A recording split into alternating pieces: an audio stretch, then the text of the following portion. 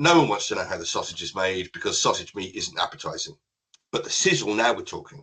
It's the anticipation that something good is cooking. So in this analogy, the services are the meat, important, where everything you do is built on that. And like the meat, really nobody wants to know. But the sizzle, that's the anticipation you're going to help them, that they're going to be looked after and that something good is coming.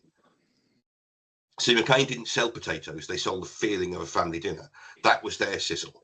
So we've got a couple of examples here, the difference between sausage and sizzle. I'm going to read these out anyway, but just you have a look at them while we're here.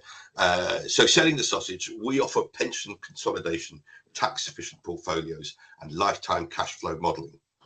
Selling the sizzle, we help you retire earlier with confidence and spend more time doing what you love without worrying about money. So in financial services, it's not about what you do or how you do it, important though those things are, it's the good feelings you provide. That's the sizzle.